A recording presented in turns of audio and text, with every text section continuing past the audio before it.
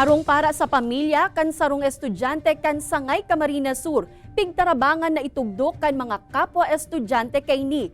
Proyektong Harong Mo Tugdok Ko kan sa indang eskwelahan. Nagsisirbi man subuot na hands-on activity kan mga estudyante. Uya ang istorya ni Jessica Kalinog. Labing kaugmahan ang namamatean kan grade 9 student na si Mary France Espirito na padikit-dikit nang nahahaman sa indang sadiring harong sa barangay Minadong Hall, Sangay, Camarines Sur. Sa pagbagyo day, may nakaipuan po maglipat sa ibang harong para mag-evacuation, mag-evacuate. Hindi na lang kami. Ang 70 anyos man na lola ni Mary France na si Nanay Lourdes, maluha-luha na sa kaugmahan.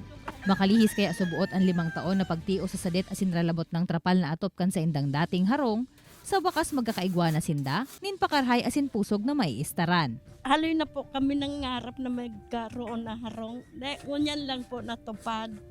Nag-eig di po sinda, may darab po sindang pagkain na pigluluto. Dahil may naman po pag-intindihon. Ang mga nagtatarabang-tabang sa pagtugdokan harong ninda Mary France, ang kapwa nyaman mga estudyante sa sarong eskwelahan sa Sangay. Istorya ni Jimmy Tepono, TVL teacher sa nasambitan ng eskwelahan, resulta sa buot inikan sa indang pigsasagibong home visitation sa mga estudyante para sa modular as in distance learning setup kan edukasyon sa tahaw kan pandemya. Kung sa inaobserbaran kan pirang paratukdo na nakakaapektar sa performance kan mga estudyante, ang kamugtakan kan sa indang mga harong. Na-find out niya na si sayang estudyante dahil nag-action 100% kaya itong mga modular na ating tataukan teacher. And then, uminabot sa time na nagluwa sa rason na inot dahil nga sa kamuktakan ninda. Then, pinicturan niya si Harong na iyo nga rin ang atok trapal pa, mga trapal, tapos mga mid of bambos lang. Kung kaya nag-eegwa subuot sinda ning Teachers Conference kung sa napagkauruyunan ang Bayanihan Project na Harong Mo Tugdok Ko, sa tabang kan mga stakeholders na nagtuonin asistensyang pinansyal asin material. Katuwang mandigdi ang 19 senior high school students na nagkukuanin carpentry, masonry asin tile setting na subject, alagad mayo nin bayad. Asin maserbi na sa nainiko mo hands-on activity kan mga estudyante.